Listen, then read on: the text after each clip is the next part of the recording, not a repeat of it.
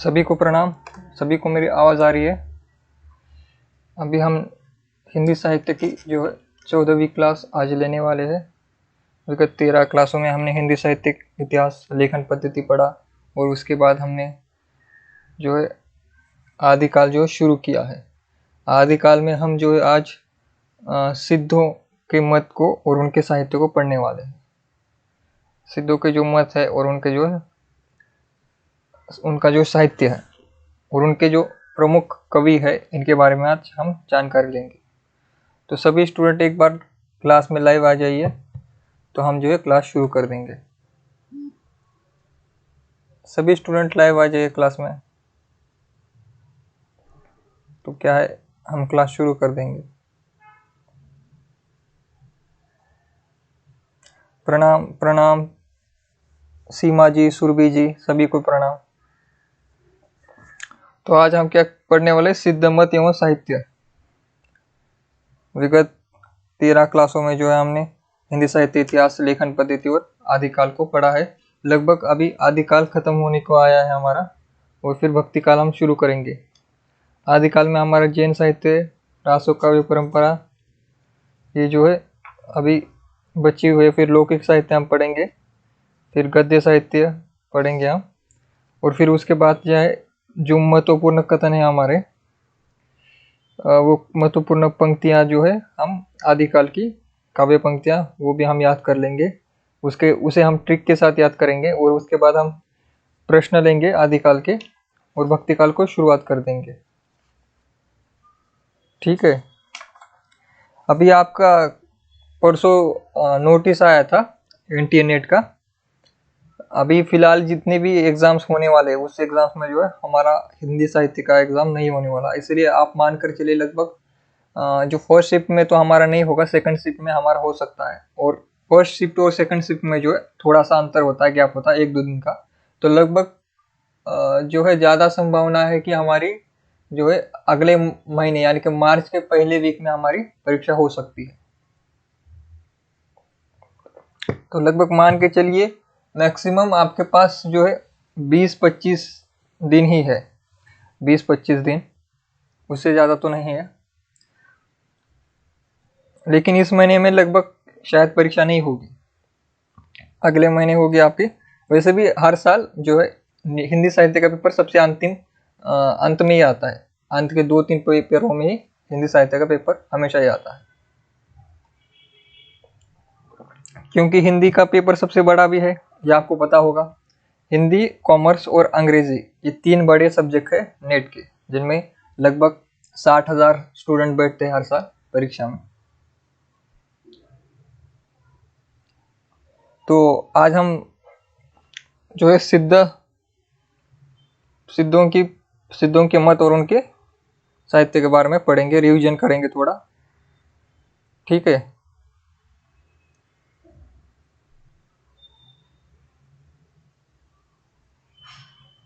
पुष्पदंत को हमने पढ़ लिया था, और ये जो हमने आचार्य शुक्ल जी ने जो 84 सिद्धों के नाम बताए थे, जिसमें हमें याद क्या रखना था? 3 क्या थी? योगिनियां थी, यानी कि स्त्री। 3 स्त्री कवित्रियां थी या फिर सिद्ध थी, ये आपको याद रखना है। 3 ही नाम है। तो कौन सी है वो? हमारी भद्रप्पा, कनखललापा और जो है लक्ष्मीकरा, ये जो 3 स्त्रियां थी, ये सिद्धों में आती है, 84 सिद्धों में। ये शुक्ल जी के अनुसार है, और शुक्ल जी हमारे परीक्षा में सबसे महत्वपूर्ण है। अगर कभी भी कोई कंफ्यूजन हो आपको किसी प्रश्न में, तो आपको शुक्ल जी को ही सही मानना है। एक बार मैं कमेंट पढ़ लेता हूँ। स्नेहा जी, स्नेहा कुमारी जी, क्या मेरी आवाज नहीं आ रही?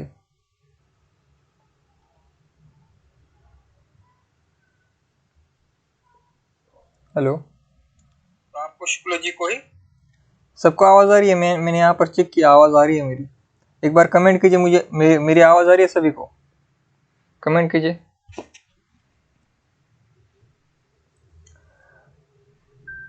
सीमा जी, रेखा जी गुड मॉर्निंग। रजनी जी, आरती जी,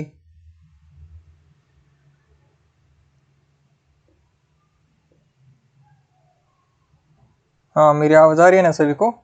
सीम आपको, स्नेहा जी, अगर आपको आवाज़ नहीं आ रही तो आप क्या करिए, एक बार कट करके फिर से पुनः ज्वाइन कीजिए। तो हमने 84 सिद्ध के जो नाम है, यहाँ पर आपको सभी के नाम याद नहीं करने, आपको सिर्फ इतना याद रखना है कि 84 सिद्धों में जो है शुक्ल जी ने 3 योगिनियां मानी है, ये आपको याद रखना है। और याद रखना है कि सिद्ध कितने थे? 84 थे, इतना ही याद रखना है आपको, क्योंकि एक एक नाम अगर याद करते रहेंगे तो उसी में सब कुछ आपका समय चला जाएगा, और उतना वो इम्पोर्टेंट है भी नहीं। अगर परीक्षा में प्रश्न आएगा नहीं उसका, तो इतना पढ़कर कोई फायदा नहीं। ठीक है,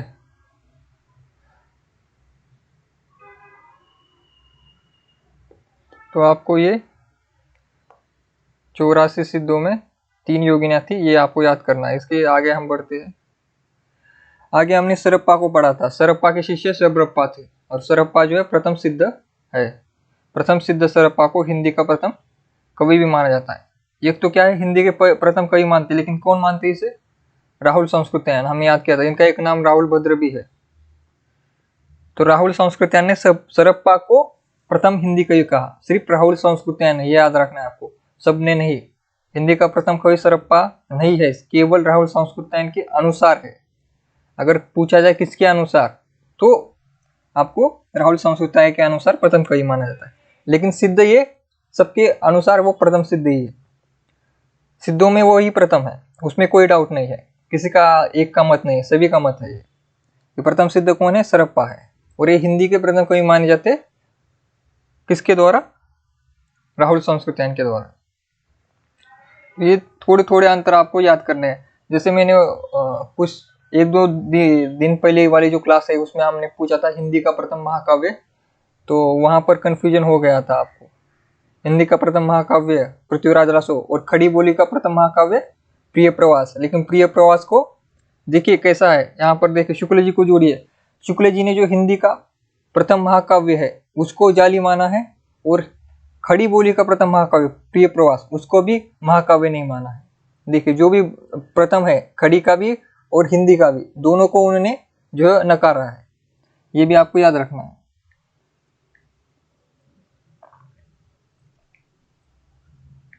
तो शुक्ल जी क्या करते, कहते प्रिय प्रवास को ये नहीं मानते कि वो महाकाव्य है,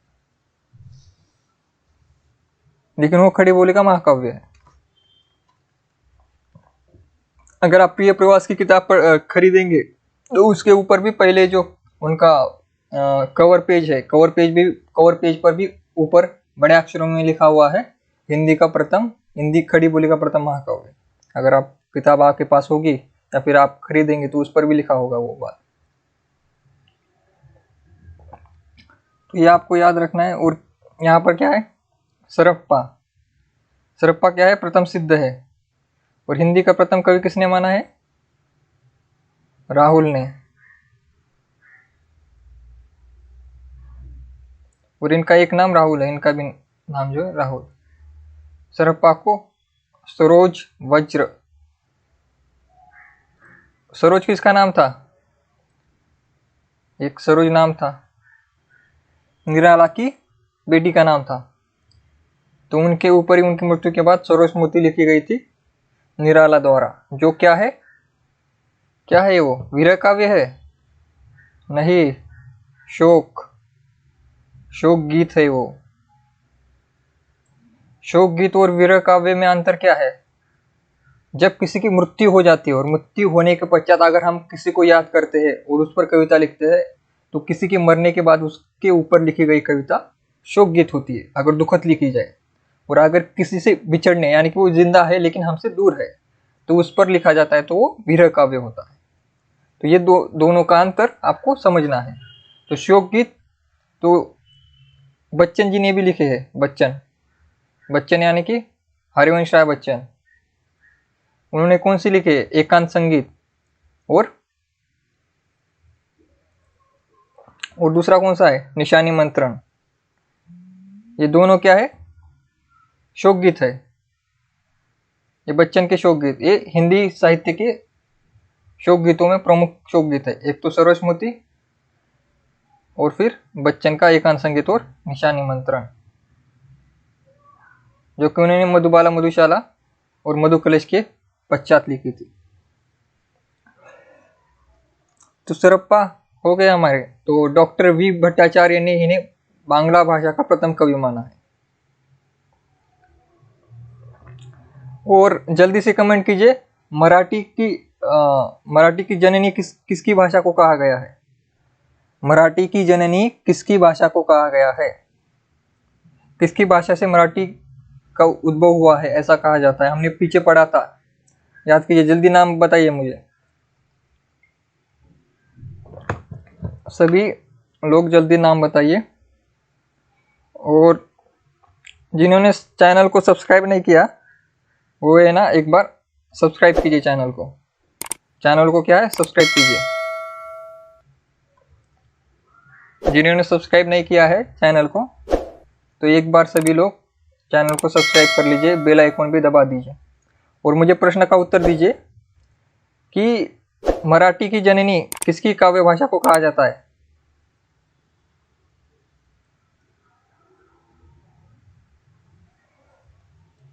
जल्दी जल्दी बताइए, मराठी की जननी।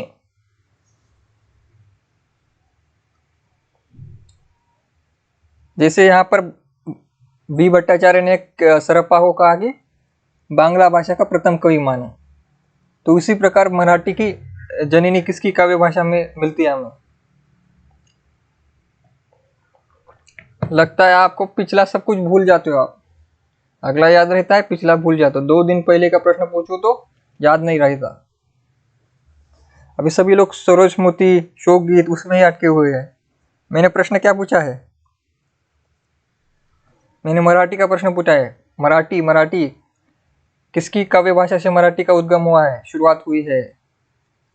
जैसे यहाँ पर सरप्पा को हम बांग्ला भाषा से जोड़ सकते हैं, तो उसी प्रकार किसको जोड़ सकते हैं मराठी के साथ? परीक्षा में प्रश्न आएगा तब आप क्या करोगे? अगर परीक्षा में प्रश्न आएगा, क्योंकि बड़े कवि का नाम जुड़ा हुआ है, परीक्षा में प्रश्न आएगा।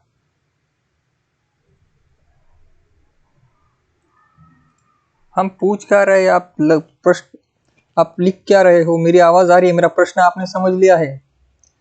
सभी को प्रश्न उत्तर नहीं आता तो बताइए उत्तर नहीं आ रहा, लेकिन प्रश्न तो समझ गए आप क्या पूछ रहा हूं मैं, या फिर प्रश्न ही नहीं समझा अभी तक? प्रश्न समझ आया है सभी को? बाप रे, अभी कोकनी आ गया। रुकिए, मैंने प्रश्न क्या पूछा था आपको अभी दिखाना पड़ेगा। आइए इधर हमारे साथ पीछे, थोड़ा आपको पीछे ही लेना पड़ेगा। जब पीछे आएंगे तो आपको मिलेगा यहाँ पर मराठी के बारे में।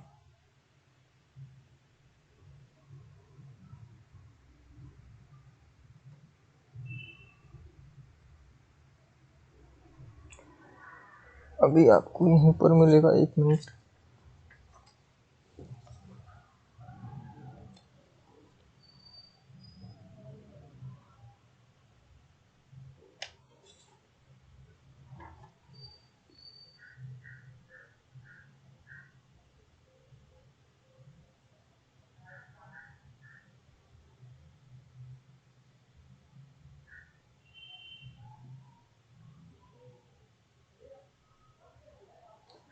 तो यहाँ पर देखिए, हाँ यहीं पर इसी स्लाइड में देखिए, डॉक्टर टगारे ने पुष्पदंत पुंड, जिसका नाम था, मराठी की जननी माना। किसकी? पुंड की भाषा को। और पुष्पदंत या पुंड को किसने प्रथम कवि माना था? शिवसेन सेंगर ने। इन्होंने भाषा की जड़ कहा था। तो यही प्रश्न मैंने पूछा था कि मराठी की जननी, मराठी भाषा की उद्भव, मराठी की शुरुआत किसकी भाषा से हुई है? तो पुष्पदंत की। सुप्रभात सिंह जी। कोकनी का मराठी से कोई संबंध नहीं, कोकनी अलग भाषा है, मैंने आपको बताया था। कोकनी अलग भाषा है, कोंकणी अलग भाषा है। कोंकणी का हमने प्रश्न ही नहीं पूछा था, कोंकणी का कहाँ से संबंध है, हमने मराठी का पूछा था। कोंकणी अलग भाषा है, कोंकणी गोवा की है, गोवा महाराष्ट्र के बगल का राज्य है। हाँ, ये एक बात है कि कोंकणी महाराष्ट्र में भी बोली जाती है, जो कि गोवा से जो जो मिला हुआ हमारा। एक बार आपको मैप दिखा देता हूँ, क्योंकि मैप से ही आपको समझ आएगा ठीक से। एक बार मैं इंडियन मैप आपको डाउनलोड करके दिखा देता हूँ कैसे क्या है।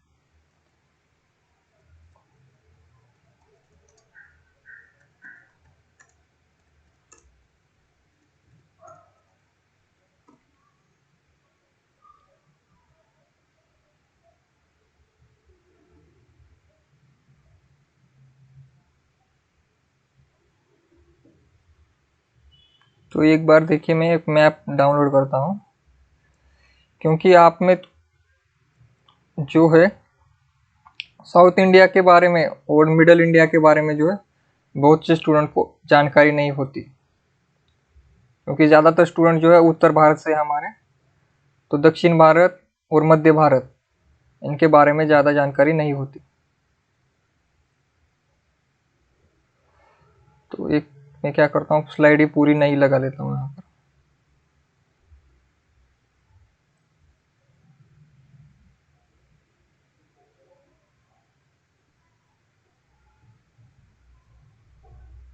ये देखिए इंडियन मैप, ये रहा हमारा भारत का नक्शा। और भारत के नक्शे में जो है, मैं इसे जूम कर लेता हूँ नक्शे को ही।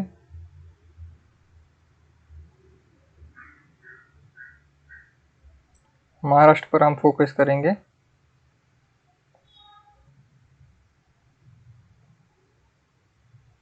सभी को दिख रहा है नक्शा?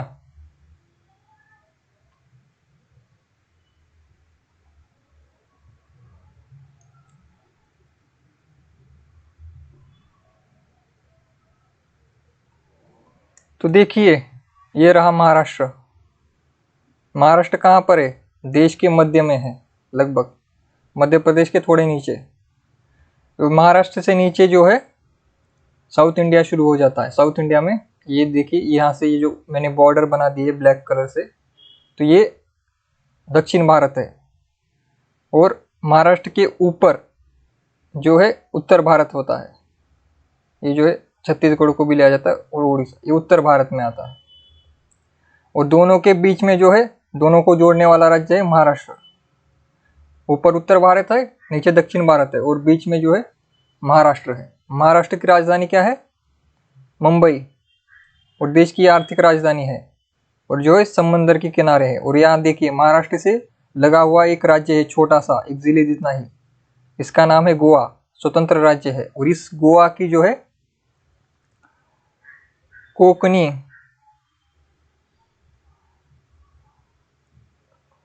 कोंकणी क्या है? राजभाषा है, राज्य भाषा है, राज्य यानी कि स्टेट लैंग्वेज। क्या है? राज्य भाषा। जब तक आप नक्शा नहीं देखोगे तब तक आपको पता नहीं चलेगा। तो ये पणजी जो है गोवा की राजधानी है, पणजी। किसने ये देखा है आपने? दृश्यम मूवी, उसमें इसका उल्लेख होता है। दृश्यम मूवी गोवा में शूटिंग हुई है उसकी, और हीरो जो है गोवा में ही रहता है। तो गोवा, और जैसे गोवा और महाराष्ट्र का क्या है, मिला हुआ क्षेत्र, जो यहाँ का क्षेत्र है जो गोवा से मिलता है, देखिए यहाँ का, और ये मुंबई का है। इसे जो कहते हैं मुंबई से यहाँ से जो ये जो लाइन दिख रही है आपको पानी के किनारे, इसे कहा जाता है कोंकण पट्टी। और इस इलाके में जो है कोंकणी बोली जाती है महाराष्ट्र की, जो कि समंदर का इलाका है, समंदर के पास वाला। तो यहाँ पर मछलियाँ पकड़ना, इसका जो है खासा जो है व्यापार होता ही रहता है। और यहाँ पर मछलियाँ भी बहुत ज़्यादा लोग खाती भी है, नॉन वेजिटेरियन लोग भी होते हैं यहाँ पर ज़्यादा। तो ये जो भाग है, ये समंदर के किनारे वाला, इस समंदर के किनारे वाले भाग में जो कोंकणी बोली जाती है महाराष्ट्र में। और गोवा की तो वो राज्य भाषा है, गोवा में बोली जाती है कोंकणी। ठीक है, तो कोंकणी किस कहाँ कहाँ कर बोली जाती है? एक तो कोंकणी गोवा में बोली जाती है, दूसरी महाराष्ट्र में। और एक आपको याद रखना चाहिए तेलंगाना। जो तेलंगाना है यह अभी नया राज्य बना हुआ है जो कि आंध्र प्रदेश से अलग होकर बना है। तेलंगाना जिसकी बॉर्डर महाराष्ट्र से जुड़ती है, महाराष्ट्र की बॉर्डर कर्नाटक से जुड़ती है। ठीक है। और ये ऊपर देखिए लगभग यहाँ से हमारे स्टूडेंट है राजस्थान, उत्तर प्रदेश और बिहार। तो आप लोग जो है यहाँ पर हो और हम यहाँ की बात करें गोवा की। ये दूर है इतना, यूपी से, राजस्थान से और बिहार से। तो बिहार के बगल में जो झारखंड है, झारखंड के बगल में छत्तीसगढ़, छत्तीसगढ़ के बगल में जो महाराष्ट्र है उसके बगल में गोवा है। तो काफी दूर का है। तो अभी तो सभी लोग याद समझ आया आपको सभी को। अभी मैंने नक्शा निकाल ही लिया तो थोड़ी बातें हम नक्शे के बारे में करेंगे। यहाँ पर है बिहार। बिहार का बॉर्डर इंटरनेशनल बॉर्डर जुड़ता है बिहार के साथ, ये आपको याद रखना है क्योंकि यहाँ से दूसरा देश शुरू होता है बिहार के। यहाँ पर इंटरनेशनल बॉर्डर है। पश्चिम बंगाल के साथ भी जो इंटरनेशनल बॉर्डर साझा होता है। यहाँ पर गुजरात के साथ भी पाकिस्तान का बॉर्डर है। और महाराष्ट्र ये जो है मध्य प्रदेश, चारों ओर से जो है लॉक है क्योंकि इसके चारों ओर राज्य है, इसके चारों ओर कोई भी समुद्र नहीं लगता। तो लॉक है मध्य प्रदेश चारों ओर से। और लॉक स्टेट यहाँ पर भी है, तेलंगाना भी है, छत्तीसगढ़ भी है। जो राज्य ऐसे लॉक होते हैं जिनके चारों बाजू से दूसरे राज्य होते हैं उनका विकास कम होता है, लेकिन जिनके बगल में जो है पोर्ट्स होते हैं, ऐसे नदियाँ, समंदर होते हैं, वो क्या है इंटरनेशनल व्यापार कर सकते हैं समंदर के किनारे। इसलिए जो है महाराष्ट्र, गुजरात, कर्नाटक, ये जो इधर आंध्र प्रदेश, ये सारे जो राज्य है ये सारे विकसित राज्य हैं। इनका कारण क्या है? जैसे झारखंड लॉक्स है क्योंकि इसके बगल में जो है समंदर नहीं है। इसलिए आपको ये भूगोल भी याद होना चाहिए क्यों किसका विकास होता है, किसका क्यों नहीं विकास होता है। तो महाराष्ट्र के पास समंदर, बड़ा सा समंदर है, इसके कारण उसका विकास भी जल्दी हुआ है। गांधीनगर, गांधी का भी। और ये आपको याद रखना है गुजरात की जो है राजधानी गांधीनगर है। और ये जो कृत्रिम है ये कोई शहर नहीं था, ये बसाया हुआ शहर है वहाँ के राज्य द्वारा। ये कृत्रिम शहर है बसाया हुआ, खाली जमीन अहमदाबाद के थोड़ी दूर पर गांधीनगर बसाया हुआ है वहाँ के राज्य के द्वारा। और गांधी जी का उसे नाम दिया गया है उस शहर को, ये उनकी राजधानी है। तो हम सिलेबस की ओर बढ़ेंगे, इसे कट कर देते हैं सभी को। ठीक है, इस पेज को भी हम कट कर देंगे।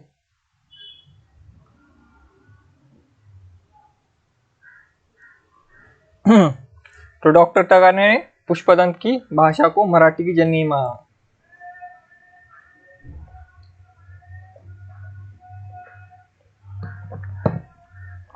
हाँ सिंह जी, आपको पता है, लेकिन बहुत से स्टूडेंट जो है जिनको पता नहीं है इनके लिए जानकारी, क्योंकि बहुत से स्टूडेंट जो है जिनका भूगोल विषय नहीं होता उनको काफ़ी जो है दिक्कत आती है। जिनका पहले से ही भूगोल विषय है उनके लिए सब कुछ आसान रहता है, लेकिन जिनका नहीं है उन्हें थोड़ा मुश्किल होता है। तो हमें सारे स्टूडेंट को साथ में लेकर चलना है, इसलिए जिनकी जो बातें कमज़ोर है उनको हम अच्छा कर देंगे। ठीक है, आपको याद रखना है डॉक्टर तगारे ने पुष्पदंत की भाषा को क्या माना है? मराठी की जननी। जननी का अर्थ क्या होता है? माता। अभी जननी तो पता ही होगी आपको, कहना क्या चाहते हैं, माँ, माता। तो पुष्पदंत की भाषा से ही मराठी भाषा का विकास हुआ होगा, ऐसा डॉक्टर तगारे कहते हैं।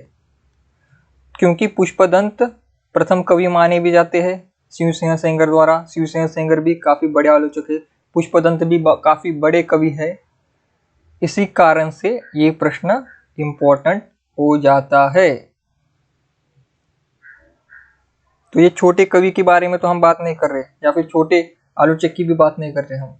ये काफ़ी महत्वपूर्ण कवि है आदिकाल के, इसलिए इस पर मैं फोकस कर रहा हूँ ज़्यादा।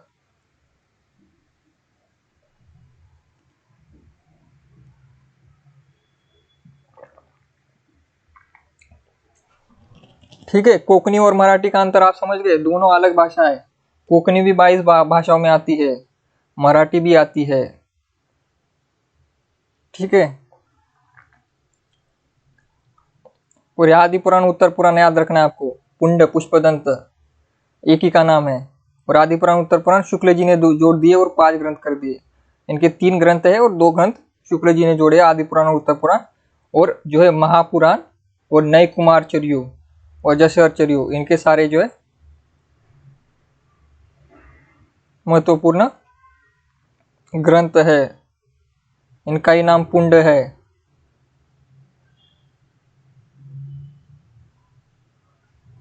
और किसने कहा है? शिव सिंह सिंह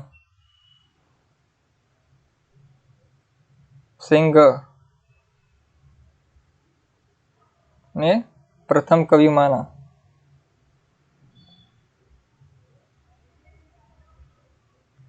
यह आपको याद रहने चाहिए।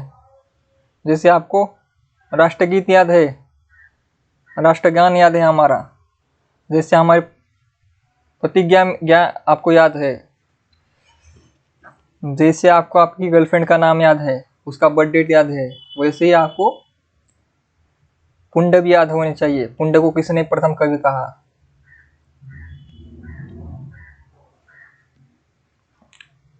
ठीक है। जैसे आपको सलमान खान का याद सब याद है, सलमान खान की शादी नहीं हुई, शाहरुख खान की शादी हुई है, शाहरुख खान की कितने बेटे हैं, कितनी बेटियां हैं, कैसे याद रहता है आपको? तो जैसे कौन, आलिया भट्ट, कौन कौन सी हीरोइनी है, सभी जैसे याद है वैसे आपको पुंड भी याद होनी चाहिए। ये भी तो हीरो है साहित्य के, या केवल पिक्चर के हीरो ही हीरो है, हमारे यहाँ के हीरो नहीं है? क्या शुक्ल जी हीरो से कम है? तो शुक्ल जी को भी याद करना है आपको। हाँ, और ये स्वयंभू ने जो इनको अभिमान मेरू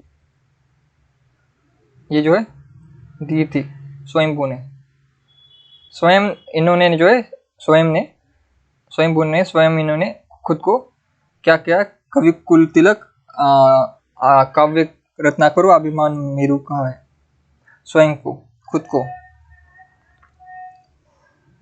और बयानी ने इनको बहुभूति कहा था। हमने बहुभूति को विभूति से याद किया था, शिव जी से याद किया था। जो हम 3 विभूति लगाते, जो शिव होते हैं, विभूति जो लगाते हम सिर माथे पर, उससे ही बहुभूति को याद किया था। क्योंकि पुष्पदंत पुंड का संबंध शिव सेंगर से है, तो इससे याद किया था हमने। ठीक है।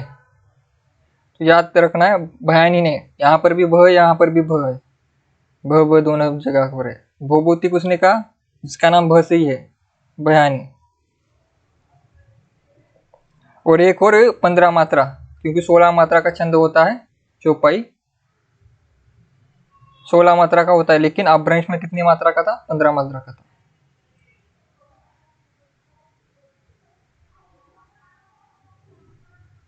ठीक है। और धनपाल हमने याद कर लिया था, जिसके पास धन होगा उसका ही भविष्य का अच्छा होगा। उसमें अच्छी स्त्री और बुरी स्त्री, यानी कि साध्वी और उल्टी, जिसे उल्टा कहा जाता है, हम उल्टा, यानी कि पथभ्रष्ट स्त्री को उल्टा कहा जाता है। और साध्वी यानी कि पवित्र पतिव्रता स्त्री, इनके दोनों अंतर दिखाए थे।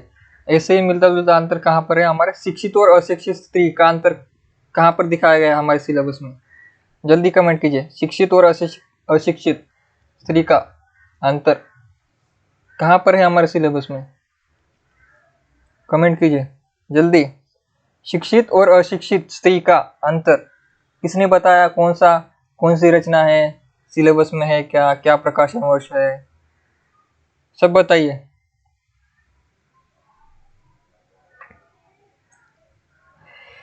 जल्दी कमेंट कीजिए।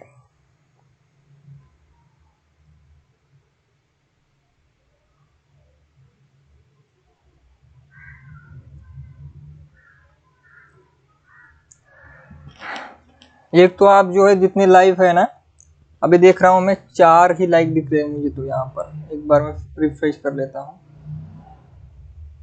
16 ही लाइक है। लाइक क्यों नहीं बढ़ रहा है? अभी मैं क्या करता हूँ देखिए, अभी आप ऐसे लाइक नहीं करेंगे। हाँ हाँ हाँ, सिंह जी ने कह दिया सबसे पहले, देवरानी जेठानी की कहानी। जी, हमारी वो प्रथम उपन्यास भी है, वो हिंदी का प्रथम उपन्यास। सबसे छोटी किताब है वो, कहानी जितनी ही है, ज्यादा बड़ी लंबी कहानी भी कह सकते हैं उसे, लेकिन वो उपन्यास है, लेकिन काफी पतली किताब है वो। तो वो पंडित गौरी दत्त ने लिखी थी, और उसका प्रकाशन वर्ष था, क्या था प्रकाशन वर्ष? 70, 1870 या 77? जल्दी बताइए।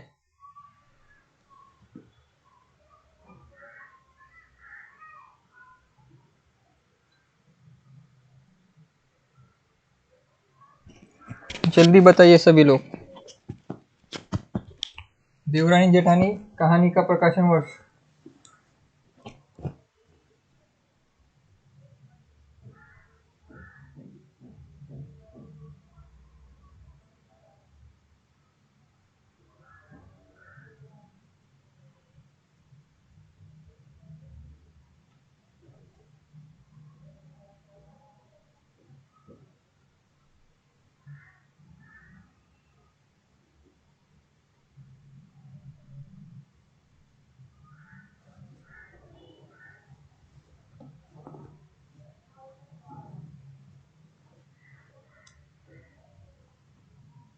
जल्दी बताइए सभी लोग।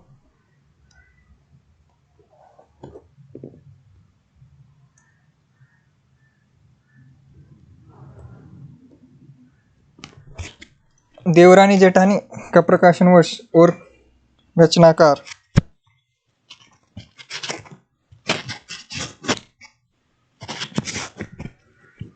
एक दो के कमेंट आ रहे हैं, सभी के नहीं आ रहे।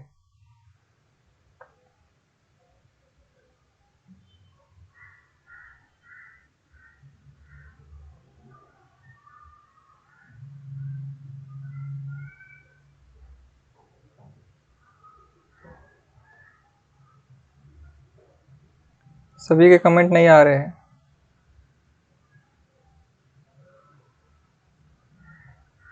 जो कमेंट आए हैं उसमें भी गलतियां है, इसलिए मैं जो है फिर से पूछ रहा हूँ। जिनके कमेंट आए हैं वो थोड़ा विचार कर लीजिए प्रकाशन वर्ष पर। जिनके कमेंट आए हैं वो एक बार विचार कर ले, क्योंकि कमेंट गलत आए हैं।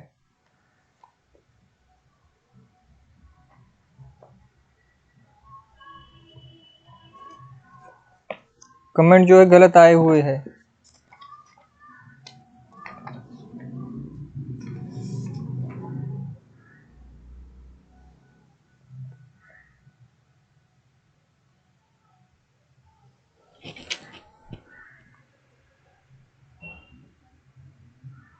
एक बार मैं आपको ये दिखाई देता हूँ, क्योंकि गलतियां बहुत हो रही है। मैं यहीं पर, मुझे किताब मिल नहीं रही वो, तो आपको मैं फोटो उसकी दिखा देता निकाल कर, क्योंकि मेरे पास है वो किताब।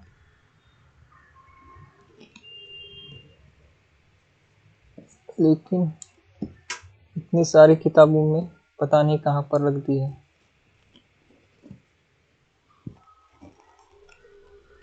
इसलिए वो मिल भी नहीं रही।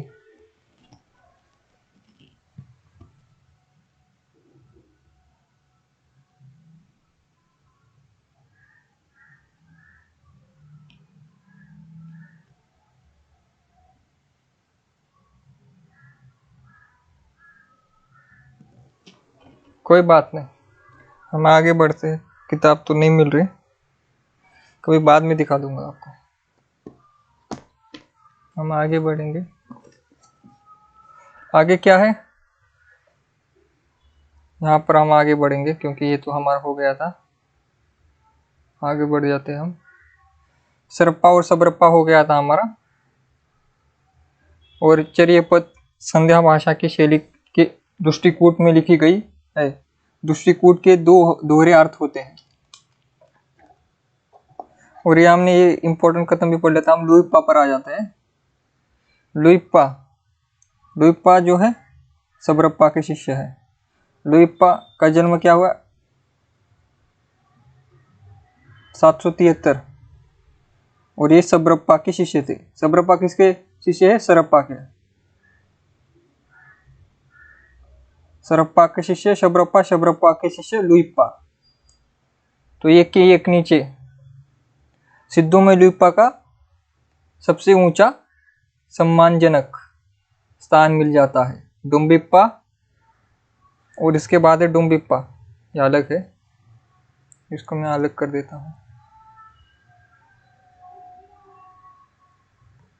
डुम्बिप्पा, लुइप्पा के बाद डुम्बिप्पा के बारे में हम पढ़ेंगे।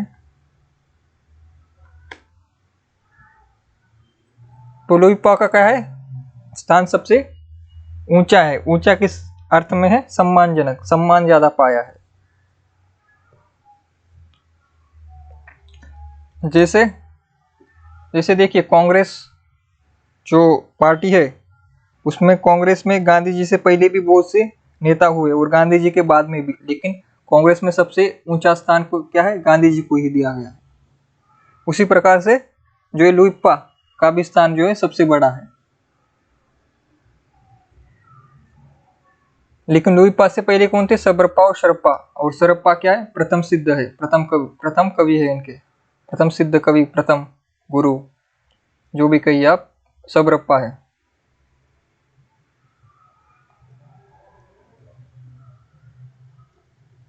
तो ये सबरप्पा जो है ये प्रथम कवि है।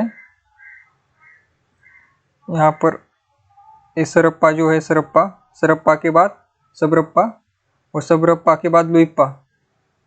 इस सरप्पा के बाद सरप्पा और सबरप्पा और लुइप्पा सबसे बड़े ऊंचा स्थान है उनका। तो उसके बाद कौन है, डुम्बिप्पा। डुम्बिप्पा का जन्म क्या हुआ, कब हुआ था, 840 ईस्वी में हुआ था।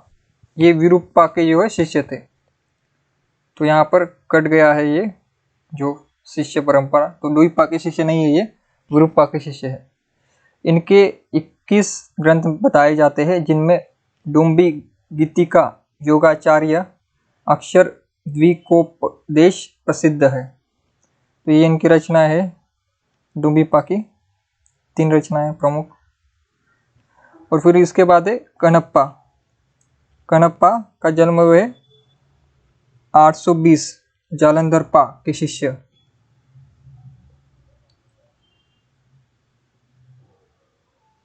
और राहुल संस्कृत्यायन ने लिखा है, कणप्पा पांडित्य और कवित्व में बेजोड़ थे।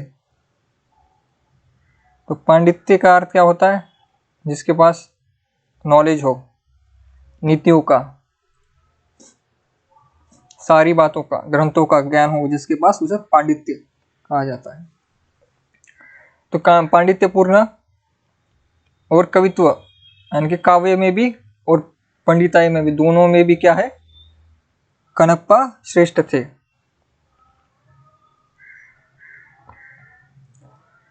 ठीक है, तो आपको लुइप्पा को याद करना है, लुइप्पा इंपॉर्टेंट है। सरिता जी, शिवम जी, रेखा जी, जो भी नए, निशा जी अभी क्लास में आए हैं, तो देखिए निशा जी ने सही कमेंट किया है। देवरानी जेठानी कहानी का जो प्रकाशन 1870 में हुआ था। तो बाकी लोगों का जो है, सिंह जी का भी सही आया है। अभी गूगल से तो नहीं देख लिए, अभी अचानक से सही उत्तर कैसे आने लगा। देखिए रेखा जी का आ गया है, फिर स्नेहा जी का आ गया है, निशा जी का आ गया है, सीमा जी का आ गया है, सभी का कमेंट आ गया है। तो देखिए लुइप्पा जो है इम्पोर्टेंट है हमारे लिए सिद्धों में। अब एक बार मैं आपको स्लाइड लगाकर आपको जरा जानकारी दे देता हूँ, इम्पोर्टेंट, नई स्लाइड जोड़कर। तो आपको ये क्या है, हमें सारे प्रमुख ये देखने हैं, सिद्ध देखने हैं। तो सिद्धों में क्या क्या आता है, हमें थोड़ा हम देख लेते हैं। तो एक तो सिद्ध हमारी यहाँ पर, पहले हम सिद्ध लिख लेते हैं। ये जो सिद्ध है, सिद्धों में क्या है, प्रथम कौन है, 1 नंबर पर कौन है सिद्धों में, सबसे पहले कौन है, सरप्पा।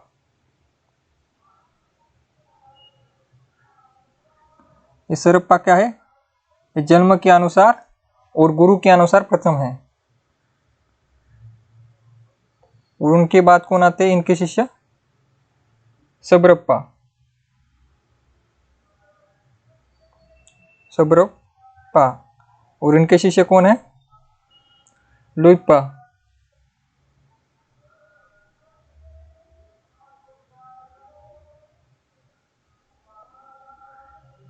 जो लुइप्पा है, लेकिन लुइप्पा को क्या सम्मान दिया जाता है और इनको ऊंचा स्थान है। क्या स्थान है उनका? ऊंचा स्थान। ऊंचा स्थान है।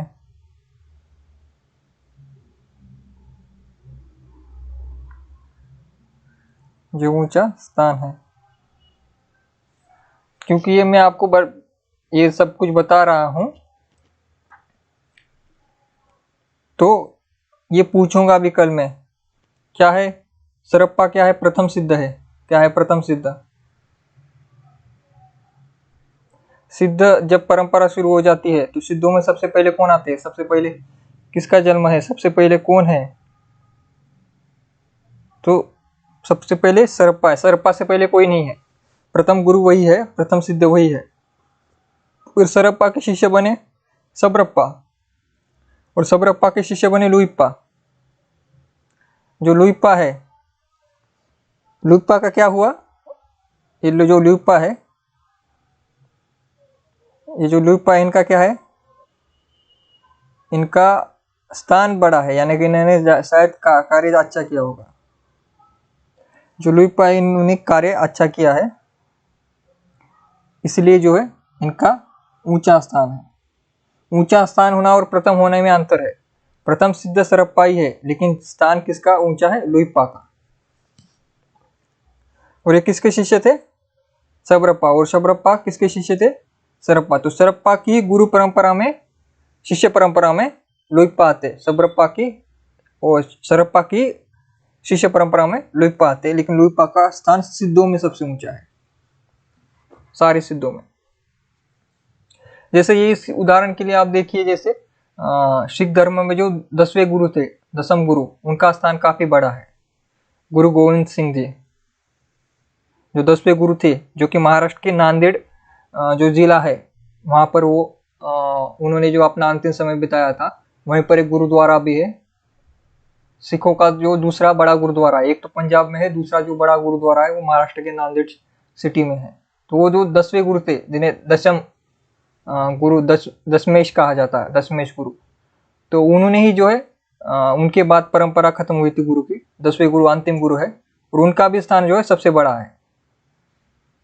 उसी प्रकार से यहाँ पर भी सिद्धों में देखिए लुइप्पा का जो स्थान बड़ा है। तो उससे आपको याद करना है बड़ा स्थान क्या होता है। उनसे पहले ही बहुत हुए, लेकिन जिन्होंने बेहतरीन कार्य किया बाद में भी आकर, तो उनका स्थान बड़ा हो जाता है। तो वैसे ही लुइप्पा का स्थान बड़ा हो गया।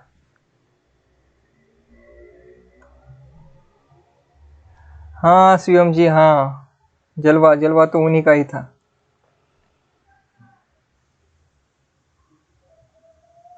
डोम्बिप्पा का संबंध लुइप्पा से नहीं है, विरूप्पा शिष्य थे। यहाँ पर देखिए लुइप्पा के शिष्य डोम्बिप्पा नहीं है, विरूप्पा के शिष्य थे। ये दूसरे ही सिद्ध है विरूप्पा। और फिर कनप्पा जो कि जालंधर पा के शिष्य थे।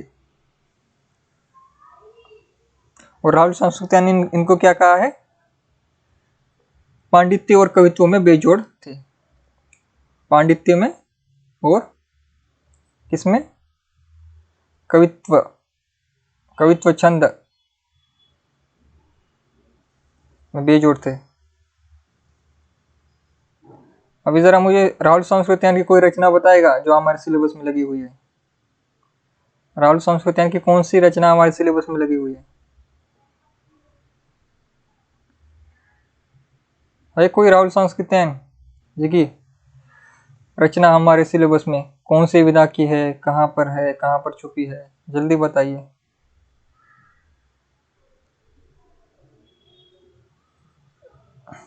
जी गुरु गोविंद सिंह जी का ही है कथन वो। अनु जी प्रणाम, प्रणाम सभी को प्रणाम। सभी लोग एक बार क्या है लाइक कीजिए। आप लाइक नहीं करते ना, तो अभी हम आपको जो है एक खास चीज दिखाते हैं जिससे आप लाइक करोगे। सभी को ड्रैगन पता है, ड्रैगन क्या होते हैं? ड्रैगन्स, तो अभी आप देखिए ड्रैगन्स, एक एनिमेशन देखिए आप। लाइक शेयर सब्सक्राइब सभी लोग कीजिए इसके बाद, ठीक है? सभी लोग लाइक शेयर और सब्सक्राइब कीजिए।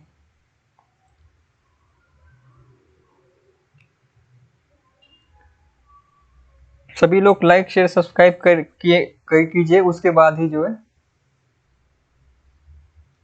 हम आगे बढ़ेंगे। जी, रेखा जी ने सही उत्तर दिया है, मेरी तिब्बत यात्रा।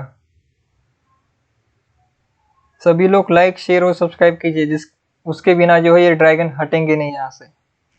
देखिए 3 प्यारे प्यारे ड्रैगन जो है स्क्रीन पर आ गए हैं। वो रिक्वेस्ट कर रहे हैं आपसे कि सब्सक्राइब कर लीजिए, लाइक कर लीजिए, और क्या है, शेयर भी कर दीजिए।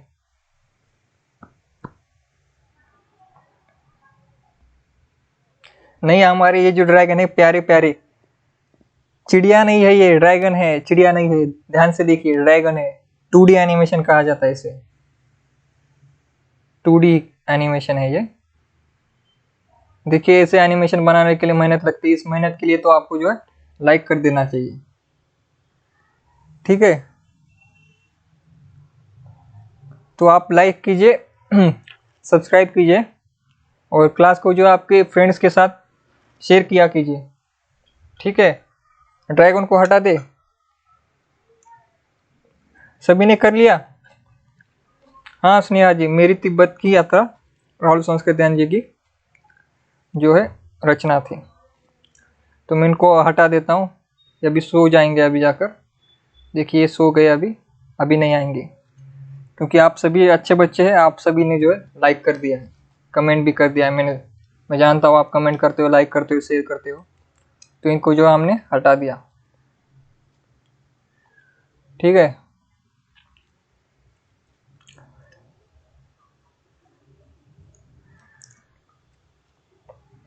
तो हमें याद कौन किसे करना है? लुइप्पा को याद करना है। लुइप्पा, सबरप्पा और सरप्पा, ये जो है सिद्धों में सबसे इंपॉर्टेंट है। सिद्धों में कौन इंपॉर्टेंट है? ये सभी लोग इंपॉर्टेंट है।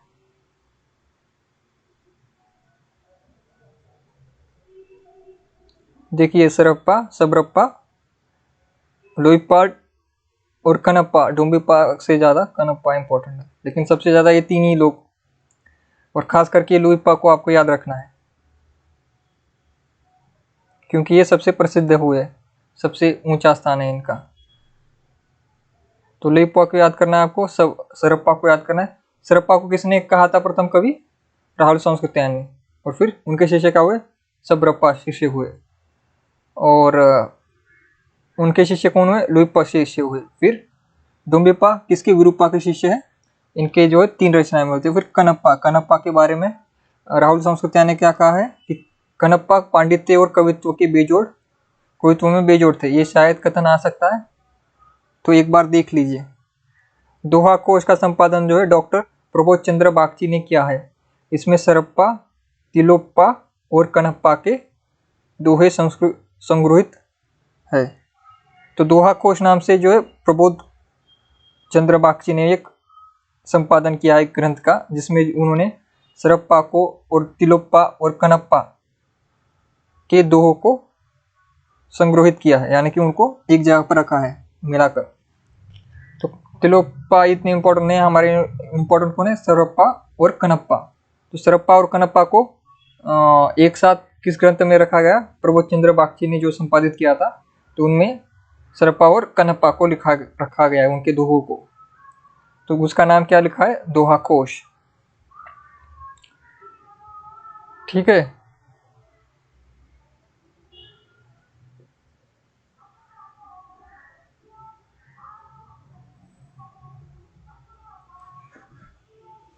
एक बार मैं कमेंट पढ़ लेता हूँ। सिंह जी, शिवम जी, सभी लोगों का यहाँ पर कोई डाउट है? जो जितना हमने आज पढ़ा है उसमें किसी को डाउट है? लुइप्पा में, सरप्पा में, सबरप्पा में और यहाँ पर जो हमको यह तीन योगिनी याद रखनी है, जिसमें मणिभद्रप्पा, लक्ष्मी करा और कनकलप्पा, ये जो योगिनियाँ हैं इनके बारे में याद रखना है। और सिद्ध का क्या है, 84 सिद्ध थे और श्री पर्वत इनका केंद्र है। जैसे इस्लाम में मक्का मदीना, हिंदू धर्म में काशी केदारनाथ जो केंद्र है, उसी प्रकार सिद्धों में श्री पर्वत जो है केंद्र है। इससे पहले हमने शारंगधर को पढ़ा था और शारंगधर के लिए उन्होंने शारंगधर की जो हमीर रासो है, हमीर रासो भी शारंगधर की रचना है, शुक्ल जी मानते और साथ ही साथ मानते हैं कि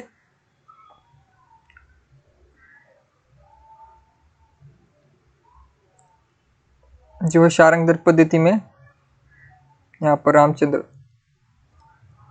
ये देखिए, ये अच्छे कवि और सूत्रकार भी थे, ऐसा कहा है शुक्ल जी ने। इससे पहले हमने प्राकृत पेंगलम, प्राकृत पेंगलम भी क्या है, संपादित ग्रंथ है, जिसमें विद्याधर, शारंगधर और जज्जल और बब्बर की जो है रचनाएं मिलती हैं। लेकिन इसकी रचना भी क्या कहते हैं शुक्ल जी कि इसकी रचना भी शारंगधर ने की है। तो शारंगधर के बारे में शुक्ल जी का कथन क्या है कि हमीर रासो और प्राकृत पेंगलम, ये दोनों रचनाएं जो है शारंगधर की है, ऐसा शुक्ल जी कहते हैं। कौन सी, हमीर रासो और प्राकृत पेंगलम,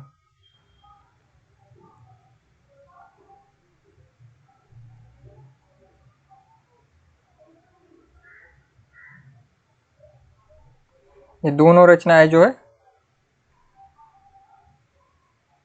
शुक्ल जी मानते हैं। शुक्ल जी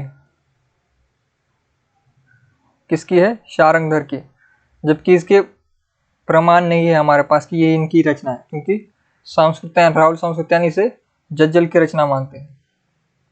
और प्राकृत पेंगलम में एक कवि की तो रचनाएं है नहीं, तो ये संपादित है, तो पता नहीं किसने किया, उनके बाद किया या फिर उन्होंने ही किया, इस पर डाउट है। लेकिन शुक्ल जी क्या कहते हैं वो हमें याद रखना है कि हमीर रासो और प्राकृत पेंगलम के रचनाकार शारंगधर ही है।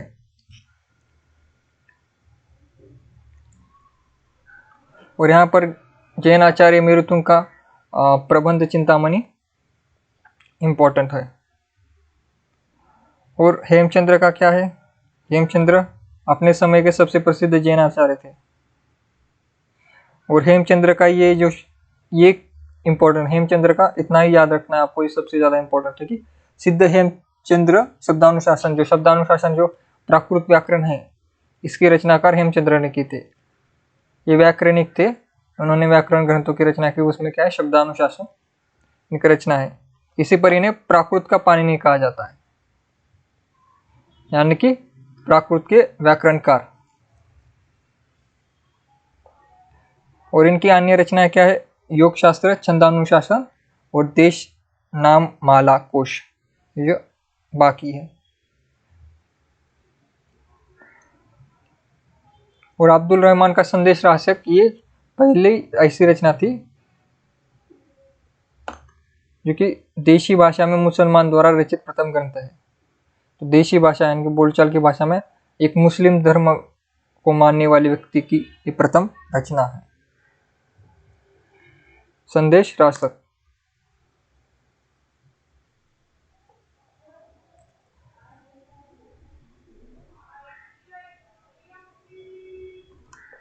और जैन दत्त सूरी की उपदेश रसायन रास, ये याद रखना है आपको।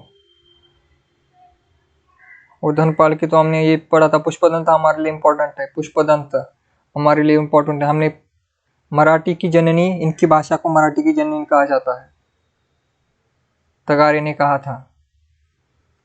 इससे पहले हमने पोमचर्यो जो कि जैन धर्म में आता है, जैन धर्म की रचना है। कौन से, जैन अलग से धर्म है। इसमें क्या है, राम का चरित्र, यानी कि एक प्रकार से रामायण है ये, लेकिन 5 कांडों में है ये, 7 कांडों में नहीं है।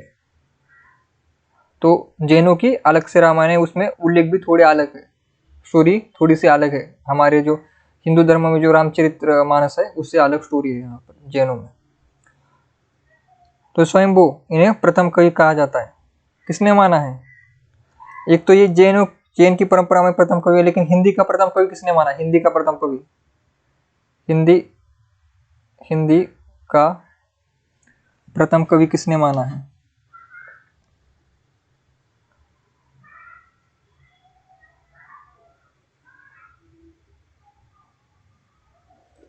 जल्दी कमेंट कीजिए।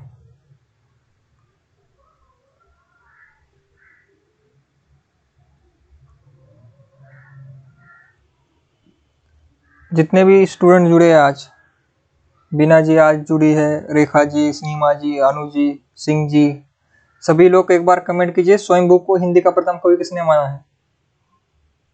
शिवम जी, निशा जी, सभी जो लोग हैं, सभी लोग एक बार कमेंट कीजिए हिंदी का प्रथम कवि स्वयंभू को किसने माना है?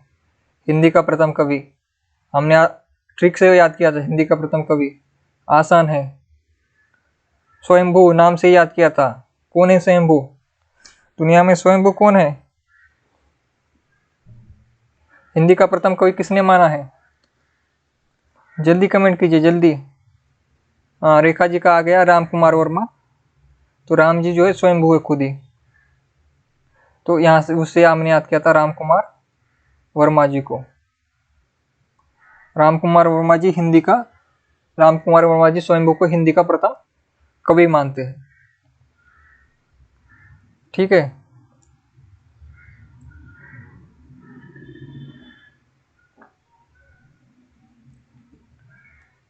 राम कुमार वर्मा हिंदी का प्रथम कवि मानते हैं। किसे? स्वयंभू को। क्योंकि आपका रिवीजन होना चाहिए, रिवीजन आगे, क्योंकि मैं आपको 1-2 दिन पहले वाले प्रश्न पूछता हूँ तो आप भूल जाते हो, इसलिए मैं फिर से आपका रिवीजन करवा रहा हूँ। हम काफी धीरे धीरे पढ़ रहे हैं, क्योंकि आपका जो है बेस तैयार करना है, स्टेप बाय स्टेप चलना है हमें, कि आपको सारी चीजें जो है अच्छे से याद हो जाए, जिससे आप बाद में कभी भूलो नहीं। क्योंकि केवल परीक्षा पास करने तक ही सीमित नहीं है, क्योंकि परीक्षा पास करने के बाद आप टीचर बनोगे, और टीचर बनने के बाद भी आपको यही पढ़ाना है, तो पढ़ाते समय आपको याद होना चाहिए ना।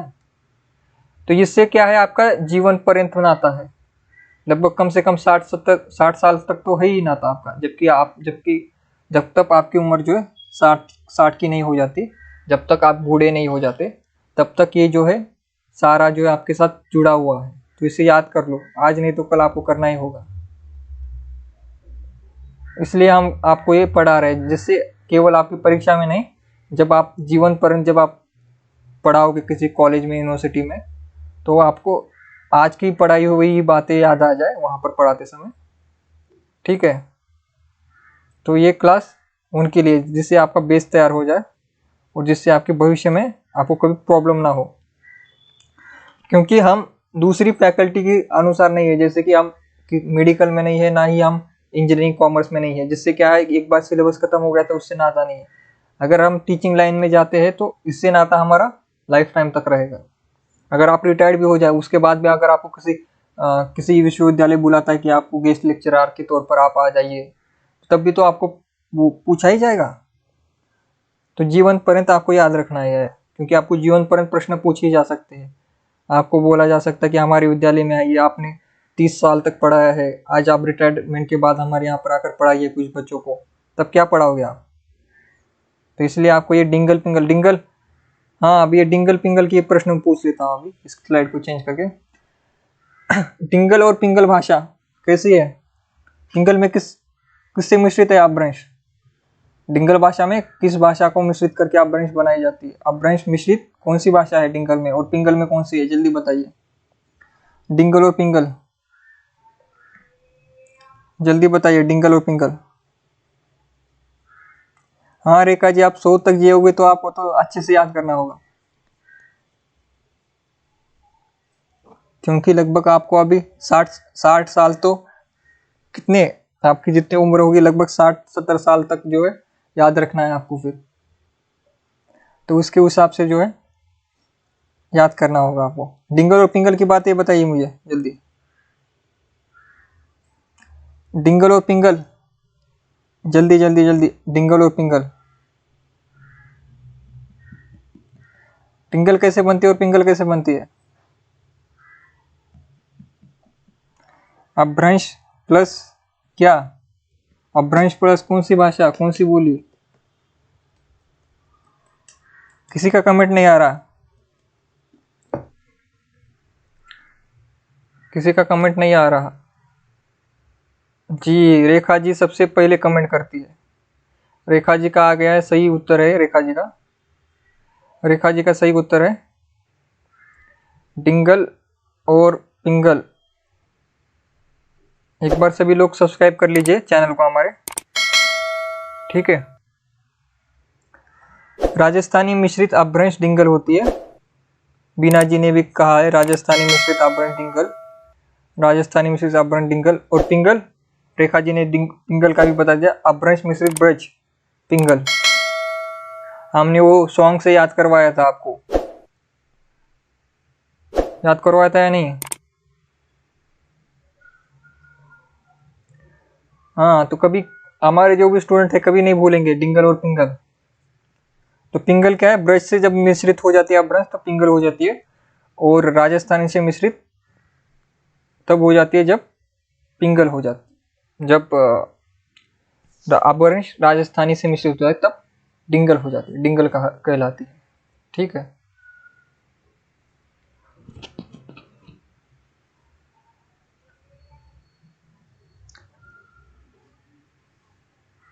फोन हैंग कर रहा है सीमा जी आपका, तो क्या कीजिए, आपके जो फोन में जो भी आपने जो सेल्फी इतनी निकाली होगी उसको डिलीट कर दीजिए आप, सारा स्टोरेज कम हो जाएगा, फिर हैंग कम होगा। वीडियोज और फोटोज डिलीट कर दीजिए, रैम को फ्री रखिए। जब हम रैम का पार्ट पढ़ेंगे आईटीसी का फर्स्ट पेपर में, तो आपको ये सारी बातें बताएंगे हम, फ़ोन को कैसे क्लीन रखना है, हैंग कैसे होता है फ़ोन, सारे वायरस, एंटीवायरस, सारे ओएस। जैसे अभी इंडिया ने बाहर ओएस नाम का एक ओएस निकाला एंड्रॉयड की तरह, जो कि इंडियन ऑफिसर्स को मिलेगा आने वाले कुछ सालों में। तो सारी आईटीसी के पार्ट में हम आपको सब कुछ समझा देंगे, ठीक है। रेखा जी ने कमेंट किया। अभी किसी को डाउट है हमारे आज की क्लास में, या फिर जितने हमारी आज तक हुई है, 14 क्लासेस हुई है हमारी, तो 14 क्लासेस में कोई डाउट है? 14 क्लासेस में कोई डाउट हो तो आप पूछ सकते हो, 1-2 मिनट में रुका हुआ हूँ आपके डाउट के लिए, ठीक है। एक बार सभी लोग लाइक शेयर कर दीजिए, सब्सक्राइब कर दीजिए। फिर से जो ड्रैगन आ गए देखिए, आपके सबके फेवरेट प्यारे, सबके प्यारे, सबके दुलारे, बहुत ही मासूम है। जैसे आप लोग जो मासूम हो ना, वैसे ही हमारे ड्रैगन भी काफी मासूम है, आग भी नहीं छोड़ते, कुछ भी नहीं छोड़ते, उनके पास कान भी नहीं है, देखिए, ना सुन सकते हैं ना बोल सकते हैं वो, इसलिए वो ये जो बैनर लेकर चल रहे हैं शेयर के, लाइक के, वो रिक्वेस्ट कर रहे हैं आपसे लाइक शेयर और कमेंट कर दीजिए, बाकी कुछ नहीं, ठीक है। कोई डाउट नहीं है, सीमा जी को कोई डाउट नहीं है, स्नेहा जी को भी नहीं है, संजय जी, जितने भी आज स्टूडेंट क्लास में जुड़े हैं, ठीक है, किसी को डाउट नहीं है। तो आज की क्लास जो है हम यहीं पर समाप्त करेंगे, कल मिलते हैं 11 बजे।